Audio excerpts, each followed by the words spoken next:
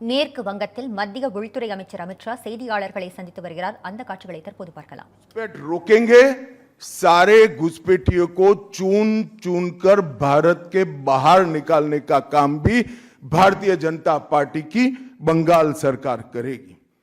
आज ममता बनर्जी के नेतृत्व में भ्रष्टाचार के कारण पूरे बंगाल का विकास एक प्रकार से थम गया है।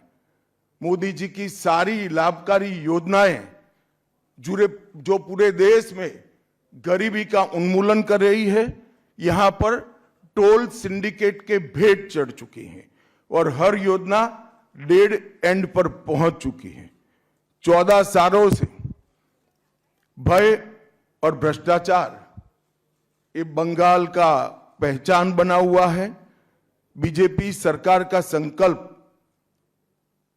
15 अप्रैल 2026 के बाद जब भाजपा सरकार बनेगी, बंग गौरव, बंग संस्कृति, उसके पुनर्जागरण की हम फिर से शुरुआत करेंगे। और विवेकानंद जी, बंकिम बाबू और गुरुवर टैगोर और श्यामा प्रसाद मुखर्जी के स्वप्न का बंगाल बनाने का हम फिर से एक बार प्रयास करेंगे। और आज मैं फिर से एक बार कहना चाहता हूं, भारतीय जनता पार्टी के लिए ये बंग भूमि बहुत पवित्र और बहुत मायने रखने वाली है, क्योंकि हमारी स्थापना, भारतीय जनता पार्टी की स्थापना, भारतीय जनसंघ की स्थापना यही बंग भूमि के बड़े नेता श्यामा प्रसाद मुखर्जी ने की है। भारतीय जनता पार्टी की स्थापना से स्वामी विवेकानंद और बंकिम चंद्र चट्टोपाध्याय, इनका अनुकरण भारतीय जनता पार्टी ने अपने सभी सिद्धांतों के अंदर किया है। मित्रों, आज जब मैं कह रहा हूं कि इस बार 26 के बंगाल के विधानसभा चुनाव में बंगाल में हमारी सरकार बनेगी, इसका मजबूत आधार भी भारतीय जनता पार्टी के पास है। मैं आपको 2014 से 2024 तक के चुनाव के यात्रा के परिणामों को बताना चाहता हूं। 2014 के लोकसभा चुनाव में हमें 17% वोट मिले थे और 2 सीटें मिली। मेरी बात जरा सभी पत्रकार बंधु ध्यान से सुने। 2014 के चुनाव में हमें 17% वोट और 2 सीट मिले थे। 2016 के विधानसभा चुनाव में हमें 10% वोट मिले और विधानसभा की केवल 3 सीटें मिली थी।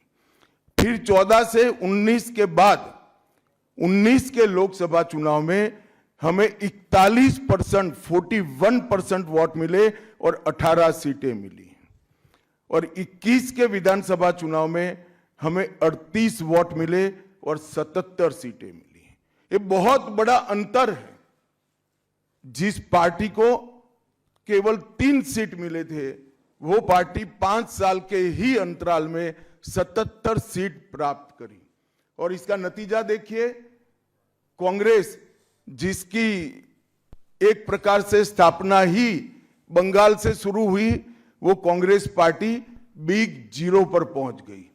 और 34 साल तक शासन करने वाला कम्युनिस्ट गठबंधन भी एक भी सीट प्राप्त नहीं कर पाया और हमने मुख्य विपक्ष का स्थान प्राप्त किया। आज शुभेंदु जी मेरे साथ यहां पर बैठे हैं, वो हमारे प्रतिपक्ष के नेता हैं।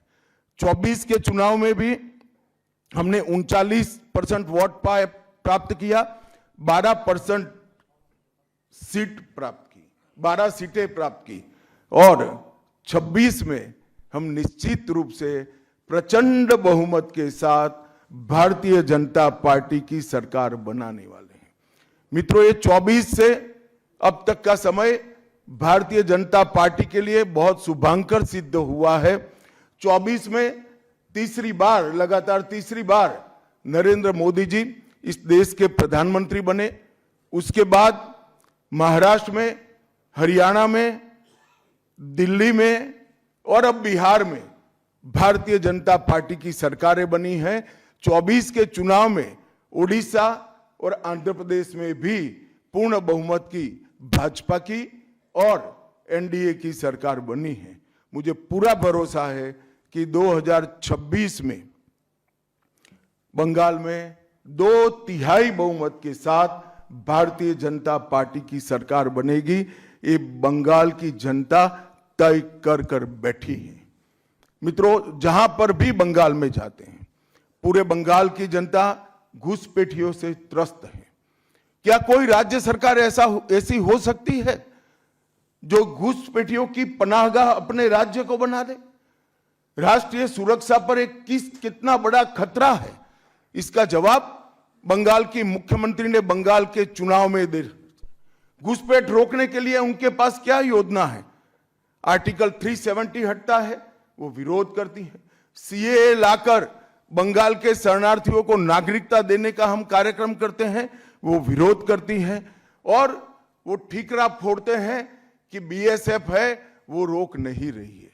ममता जी, मैं आज आपको इस सार्वजनिक प्रेस वार्ता में पूछना चाहता हूं कि कौन सी सरकार है बांग्लादेश की पूरी सीमा पर जो वाड़बंदी करने के लिए, बॉर्डर पर फेंसिंग करने के लिए जमीन नहीं देती है? अगर आप जवाब न दे पाए तो मैं ही देता हूं। आपकी ही सरकार है जो जमीन नहीं देती है, जिसके कारण फेंसिंग का काम समाप्त नहीं होता है। फिर भी भौगोलिक रूप से कठिन सीमा पर से कोई घुस कर आता है तो कहां जाता है? सबसे पहले बंगाल के गांव में जाता है। आपका पटवारी क्या कर रहा है? आपका थाना क्या कर रहा है? क्यों इसको अरेस्ट नहीं किया जाता? क्यों उस पर केस दर्ज नहीं होता? क्यों इसको वापस भेजा नहीं जाता? जवाब है क्या आपके पास? क्या बंगाल की मुख्यमंत्री जवाब दे सकती है कि असम में घुसपैठ क्यों बंद हो गई? त्रिपुरा में घुसपैठ क्यों बंद हो गई? गुजरात और राजस्थान की बॉर्डर पर घुसपैठ क्यों नहीं होती है? पंजाब की बॉर्डर पर घुसपैठ क्यों नहीं होती है? कश्मीर की बॉर्डर पर घुसपैठ क्यों नहीं होती है? सिर्फ बंगाल में क्यों होती है? क्योंकि आपकी निगहबानी में घुसपैठ कराई जाती है और बंगाल को धीरे धीरे डेमोग्राफी चेंज कर आपकी वोट बैंक को पुख्ता करनी जाती है। मगर ये लंबा नहीं चलेगा। बंगाल की जनता अब जान गई है और इसके खिलाफ लामबंद भी हो रही है।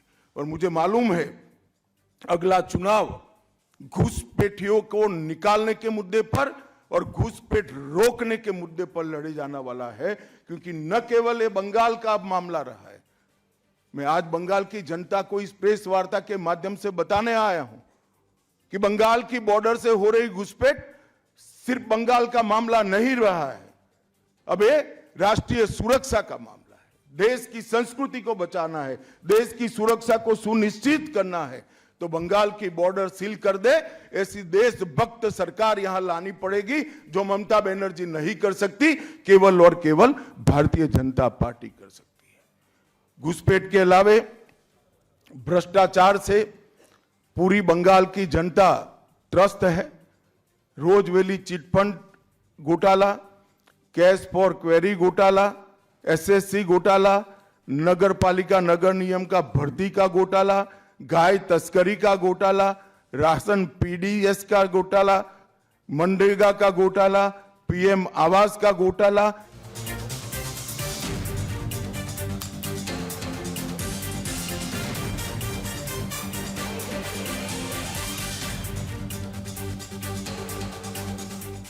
திருநெல்வேலி மக்களே, நம்ம திருநெல்வேலியில உங்களுக்குன்னு ஒரு சொந்த வீடு கட்ட ஒரு பெஸ்ட் சான்ஸ் வந்திருக்கு.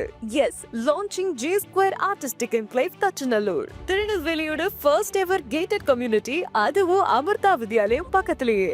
நம்ம G Squareல மட்டும்தான் no middle man, so no extra charges. அதனாலேயே market price 30 lakhs per cent இருக்கும்போது G Square பிரைஸ் ஒரு சென்ட்டுக்கு வெறும் 6.9 lakhsல கொடுக்க முடியுது. திருநெல்வேலியில எங்க வேணா தேடி பாருங்க, இதை விட கம்மியான பிரைஸ்ல இவ்ளோ தரமான கம்யூனிட்டி கிடைக்க வாய்ப்பே இல்ல. சோ சான்ஸ் மிஸ் பண்ணாம இன்னைக்கே உங்க பிளாட்டை புக் பண்ணிருங்க. G Square Artistic Enclave.